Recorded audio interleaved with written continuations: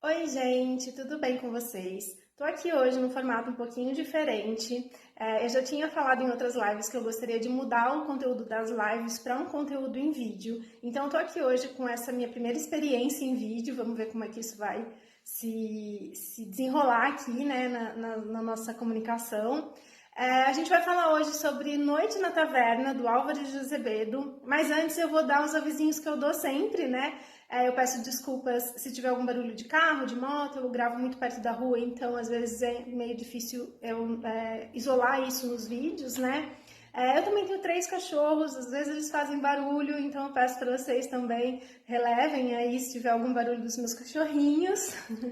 E para quem não me conhece, meu nome é Marina Rodrigues, eu sou historiadora, sou também formada em publicidade e propaganda, tenho pós em museologia e sou uma apaixonada por literatura, também sou escritora, gosto muito de ler e gosto muito de falar de livros e sou também uma das idealizadoras aqui da Balde de Livros. Então hoje, como eu já disse, a gente vai falar aí de Noite na Taverna. Bom, Noite na Taverna foi escrito por Álvaro de Azevedo, né? E é uma antologia de contos góticos de terror, de um terror muito peculiar, né? Não é um terror, é um gótico, assim, com tudo que o gótico tem de melhor, né? Ele foi publicado póstumamente em 1855. Alguns lugares dizem que ele foi publicado em 1878, mas a primeira publicação foi em 1855 e depois ele teve uma segunda publicação aí em 78, em 1878, então às vezes rola essa confusão aí, tá? Bom, então vamos falar um pouquinho do Álvares de Azevedo? O Álvares de Azevedo viveu, né, ele nasceu em 1831 e vem a falecer em 1852, então ele é um contemporâneo aí da primeira metade do século XIX, né? Ele era um escritor da segunda geração romântica, que é o que a gente chama de ultrarromânticos. O que são os ultrarromânticos, né? Eles são característicos dessa fase da primeira metade do século XIX, principalmente na Europa, né? Esse movimento ultrarromântico, ele se desenvolve muito na Inglaterra, na França, na Espanha, de uma maneira bem intensa ali nessa parte da Europa. E as características dos temas que os ultrarromânticos abordam é sempre a morte, o amor não correspondido, o tédio, a insatisfação, o pessimismo, tudo sempre com um tom muito sombrio, muito triste, né? Essas são as características dos ultrarromânticos e o Álvares de Azevedo está aí encaixado nessa categoria de ultrarromânticos aí da primeira metade do século XIX. O maior expoente dos ultrarromânticos é o Lord Byron, né, o autor inglês, e o Lord Byron vai influenciar muito também o Álvares de Azevedo, tá? Não só o Byron, mas o Byron tem uma influência bem grande, assim, na obra do Álvares de Azevedo. O Álvares de Azevedo faleceu com 20 anos, muito jovem, mas ele deixou uma obra até bastante extensa, considerando, né, a pouca idade dele. Então ele escreveu, a primeira coisa que ele publica é o Lírio dos 20 Anos, que é uma antologia de poemas góticos também, Macário, que é uma peça de teatro. Aí vem Noite da Taverna, que já é uma publicação póstuma, né? Ele morre em 1852, ele é publicado em 1855. Também produziu O Conde Lopo, que é um poema longo, uma história contada em poema, né?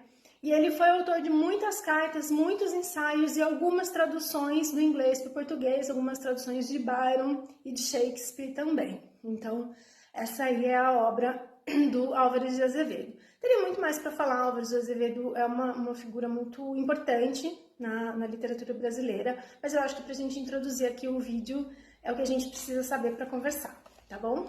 Bom, sobre o livro, então, o livro ele é estruturado numa narrativa moldura, né? É uma história dentro de uma história inicial. Então, os contos que ele põe no livro, eles estão dentro de uma história inicial. Qual é essa história inicial? Alguns amigos estão lá numa taverna, numa noite de orgia e bebedeira, eles estão todos embebedados lá na taverna, e aí um amigo propõe um desafio de cada um contar uma passagem da vida. E aí, então, isso é o começo do livro, e aí depois a gente vai ter cada amigo contando uma história, né? Então, é essa narrativa moldura. A gente tem um cenário e aí várias histórias dentro desse cenário, dentro dessa história inicial. São 5 contos, né, mais prólogo e epílogo, então ele tem 7 partes, né, a obra, e é uma das obras mais importantes da ficção gótica do Brasil, né, da literatura brasileira. Então, tem o melhor do gótico, tudo que um bom gótico tem, ele tem também, né, o Noite na Taverna vai trazer em 5 contos, mais essa introdução aí, esse ambiente que eles estão, que também acaba sendo um conto ali no epílogo, tá? Alguns autores vão apontar que esse livro foi inspirado num livro chamado Noches Lúgubres, do espanhol José Cadalso,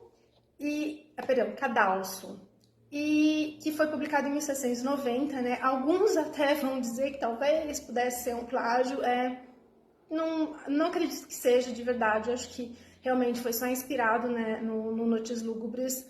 E então eu vou deixar essa informação aí para vocês, acho importante, né, trazer aqui, mas até para quem quiser conhecer o Noches Lúgubres, talvez, né, mas ele vem aí inspirado então nesse autor espanhol, tá?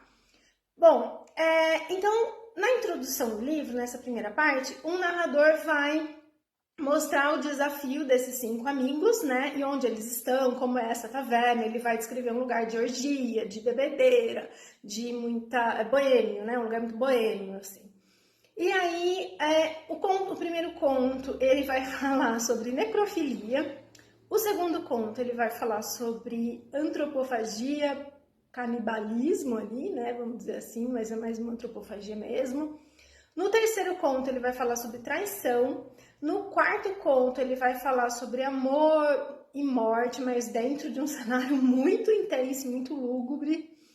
E no quinto conto, ele vai falar sobre um tema bem peculiar, que se eu falar aqui pra vocês qual é o tema, vocês já vão saber. E aí, a hora que vocês forem ler a história, vai ser um baita spoiler, então vou deixar aí no ar. E aí, o epílogo, a gente tem o fechamento da história, né? O que eu acho do Noite na Taverna? É um livro que é um dos clássicos da literatura nacional, então acho que a gente tem que ler, principalmente quem gosta de literatura gótica, eu acho que vai gostar muito. Mas ele tem uma escrita muito intensa e densa e difícil. Para nós aqui do século XXI, aquela escrita do século XIX, ela é muito difícil. E pelo menos na versão que eu li, ela não foi adaptada para o nosso... a leitura que a gente está acostumado aqui no século XXI. Então fica um pouco, às vezes, difícil de ler, tem que voltar algumas vezes para entender. Ele usa muito ordem inversa, algumas palavras que realmente a gente não conhece, né? Então é uma leitura um pouco densa.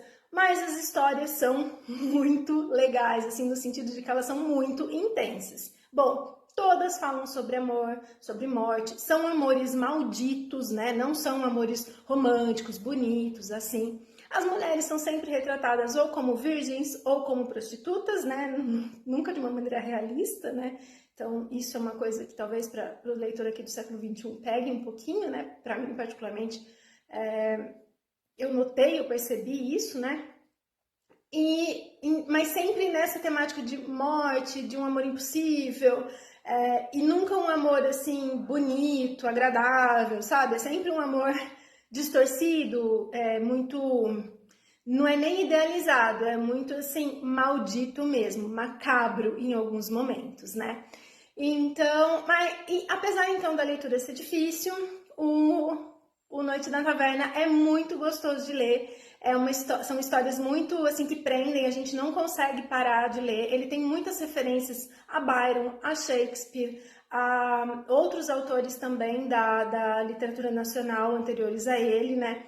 Então, também enriquece muito culturalmente, porque você vai tendo aí as referências de outros autores que realmente, assim, o Álvaro de Azevedo era uma pessoa muito culta, então a gente tem aí isso é passado nas histórias e a gente consegue absorver bastante disso.